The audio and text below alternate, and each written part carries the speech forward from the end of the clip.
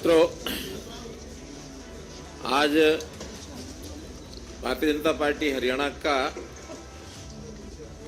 विस्तार के नाते बहुत ही एक महत्व का दिन है कि जिसमें कांग्रेस के पूर्व प्रदेश अध्यक्ष, वर्तमान में आम आदमी पार्टी के पदाधिकारी अपने सैकड़ों समर्थकों के साथ और भारतीय जनता पार्टी में शामिल हो रहे हैं।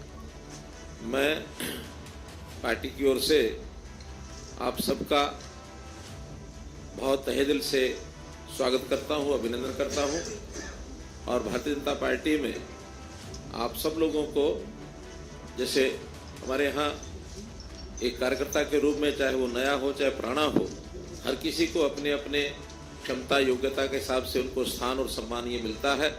मैं विश्वास दिलाता हूं कि आप सब लोगों को उसी प्रकार का स्थान और सम्मान मिलेगा।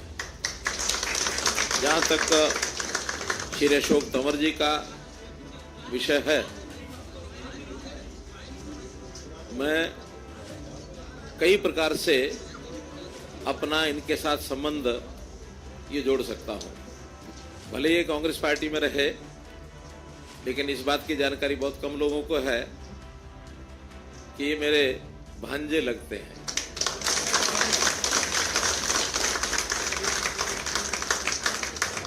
इस मायने में कि इनके माताजी का जो गांव और मेरा गांव एक ही है, बनियानी गांव। उस नाते से मिलते जुलते रहे। अब ये ठीक है कि अलग अलग जगह काम करते रहे, लेकिन मुझे बहुत कष्ट हुआ जब कांग्रेस पार्टी में रहते हुए और इनके ऊपर हमला तक किया गया। और किया किन्होंने? कांग्रेस पार्टी के लोगों ने। उस दिन मुझे लगा कि ज़रूर मुझे इनकी चिंता तो करनी चाहिए, तो मैं इनका हालचाल पूछने गया। बहुत लोगों ने उस समय भी कहा कि आप इनको अपने साथ क्यों नहीं बुला लेते। मैंने कहा, देखिए, हमारा तो बहुत खुला घर है, दरवाजे हर किसी के लिए खुले हैं। किसी का मन कर जाए तो उसको तभी आना चाहिए, खास करके दूसरी पार्टी के व्यक्ति को। अगर हम जबरदस्ती ले जाएंगे तो किसी का मन न लगे तो क्या दिक्कत आएगी। अंतोगत तो हमारी बातचीत भी होती रही और इनका मन वहां से तो उचाट हो ही चुका था। एक बार इन्होंने विचार भी किया कि ठीक है, मैं वहां से छोड़ के और आपके यहाँ आता हूँ। अब जैसे कोई ट्रेन होती है ना, ट्रेन एक स्थान से चल करके दूसरे स्थान पर जाती है तो गंतव्य स्थान पर पहुंचना होता है, लेकिन कभी ना कभी बीच में कहीं दूसरी लाइन उसमें से फट रही होती है और कांटा बदलने वाला गलती से कांटा बदल दे तो लाइन पर ट्रेन वहां नहीं पहुंचती जहाँ पहुंचना होता है, वो किसी और स्टेशन चली जाती है। तो अप्रैल 2022 में इनकी ट्रेन कांग्रेस से तो चल पड़ी थी, पहुंचनी यहाँ थी, लेकिन वो कांटा बदलने के कारण से पहुंच गई कहाँ? आम आदमी पार्टी। कहाँ? तो उस समय हमें लगा कि गलत कदम इन्होंने उठा लिया, लेकिन अनुभव इनको अपने आप ही आना था, वो आ गया। और अब जब हमारी बातचीत हुई, अंतोगत मुझे देश के इस वातावरण को देखते हुए जो इस समय है भारतीय जनता पार्टी में शामिल होना चाहिए। उनका स्वागत है आपका।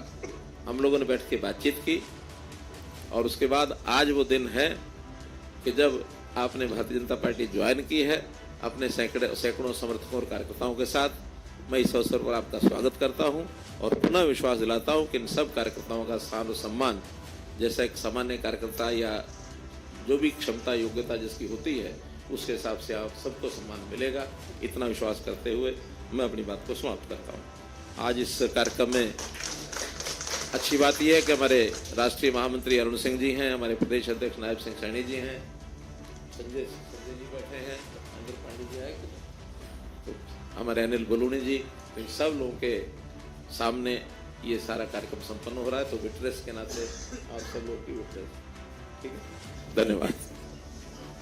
सम्मानित मंच, सामने बैठे सभी हमारे तमाम साथीगण जिन्होंने आज भारतीय जनता पार्टी की मेरे साथ मेंबरशिप ली है, और हजारों साथी अभी बाहर हैं, और लाखों साथी जिन लोगों ने मेरे साथ पिछले 3 दशक में अलग अलग जिम्मेदारियों में साथ काम किया है, उनकी भावनाएं भी हैं। सब लोग आज यहाँ आ नहीं सकते थे जब माननीय मुख्यमंत्री मनोहर लाल खट्टर जी से, नायब जी से और पार्टी के शीर्ष नेतृत्व से बात हुई तो उनका ये मानना था कि ज्वाइनिंग दिल्ली में करेंगे और जब कभी बड़ा प्रोग्राम होगा, रैली होगी, आपके हजारों साथी और होंगे तो हम उनको चंडीगढ़ ज्वाइन करवाएंगे। मैं तमाम उन साथियों से माफ़ी भी चाहूँगा जो आज जिनको हम नहीं बुला पाए।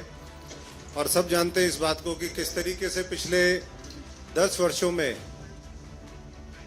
आदरणीय देश के प्रधानमंत्री यशस्वी नरेंद्र मोदी जी के नेतृत्व में देश बदला है, किस तरीके से देश की एकता को लेकर के एक बड़े पैमाने पर काम हुआ है, करोड़ों लोगों का भाग्य बदले, उनका जीवन स्तर ऊपर उठे, ये देश दुनिया में शीर्ष पर पहुंचे, इसके लिए पूरी टीम के रूप में जो काम हुआ है उससे मैं भी और हमारे साथी सभी प्रभावित भी हैं।